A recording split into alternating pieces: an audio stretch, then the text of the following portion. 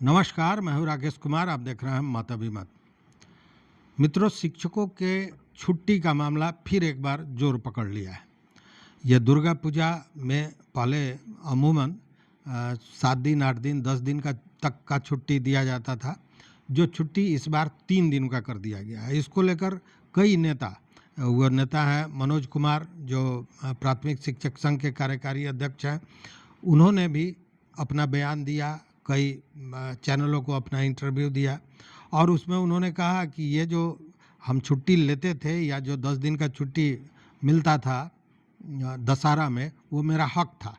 वो हक इस तरह बताते हैं कि उनका कहना था कि पहले 71 दिन की छुट्टी हुआ करती थी, लेकिन बिहार राज्य प्राथमिक शिक्षक संघ से एक समझौता हुआ था और उसके बाद 60 दिनों का अवकाश दिया गया था। लेकिन सरकार ने क्या किया कि ये जो 60 दिन होता था उसको उन्होंने घटा दिया, जबकि अन्य लोगों को 33 दिन का ईएल अन्य कर्मचारियों को मिलता है, जबकि शिक्षकों को मात्र 29 दिन का ईएल मिलता है और ग्रीष्मावकाश होता है। तो उनका ये कहना है कि 29 दिन का जो छुट्टी ईएल मिलता है वो हम ग्रीष्मावकाश के रूप में उसका उपभोग करते हैं और 14 दिन का ईएल लेते हैं। ये नियम है। जबकि उनका ये कहना है कि जो गर्मी की छुट्टी थी उसमें जो स्कूल खुला गया था उसके एवज में हमको छुट्टी मिलनी चाहिए और इसको लेकर, ठीक है, वो अपना डिमांड कर रहे थे, लेकिन इसको लेकर उन्होंने कई शिक्षक नेताओं पर भी हमला किया और यहाँ तक उनको समझा दिया या धमका दिया कि हम सरकार बनाते हैं, हम सरकार गिराते हैं, चुनाव में उनको पता चल जाएगा।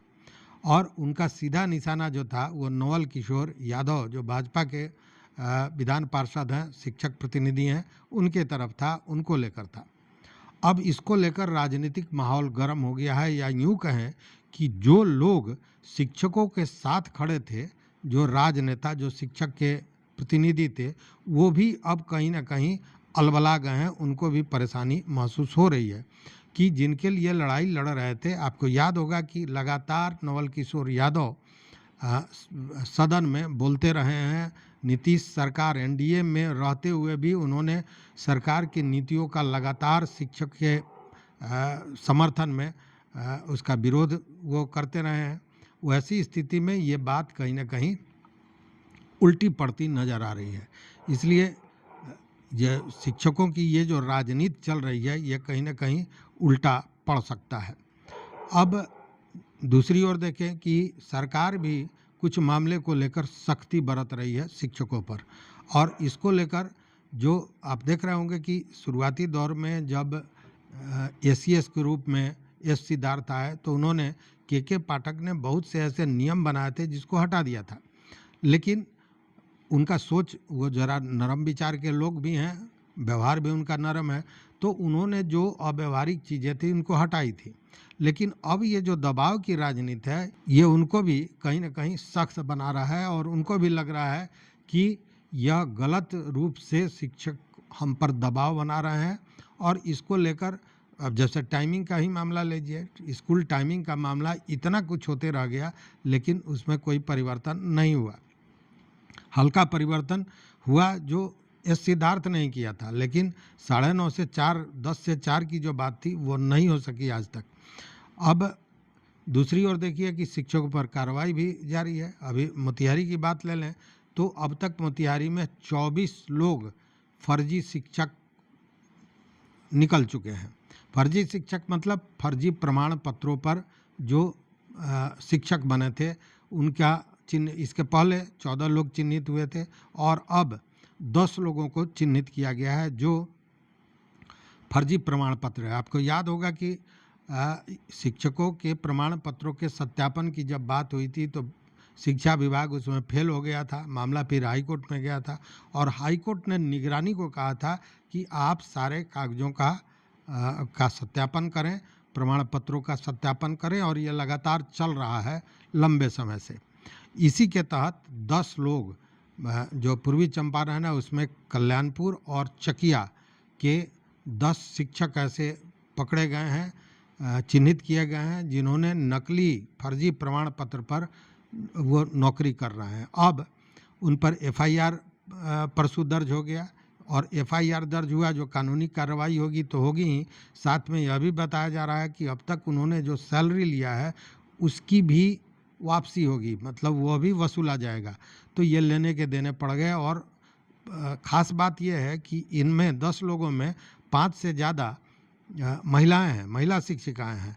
तो ये जो महिला शिक्षिका हैं वो खुद तो फर्जी बनाई नहीं होंगी, उनके घर के लोग, उनके गार्जियन, उनके भाई, पिता, पति कोई होंगे जो फर्जी प्रमाण पत्र पर नौकरी दिलवा दिए। अब वो फर्जी प्रमाण पत्र गले की घंटी बन गई है। अब कानूनी कार्रवाई तो होगी ही, अब तक जितना पैसा सैलरी के रूप में लिया होगा उसकी वसूली भी हो जाएगी। अब अगर देखें तो इसके पूर्व में बंजरिया, पिपरा कोठी, तुर्कोलिया के 14 शिक्षक थे जिन पर एफआईआर हो चुका है, और 10 ये शिक्षक, मतलब 24 लोग अब तक इसमें पकड़े जा चुके हैं। अभी जो पकड़े गए हैं 10 लोग, उसमें कल्याणपुर के राजकीय प्राथमिक विद्यालय बिशुनपुर के राजू पासवान हैं, नवसृजित प्राथमिक विद्यालय बांसघाट पासवान टोला की विभा कुमारी हैं, इनके पर भी फर्जी प्रमाण पत्र का आरोप है।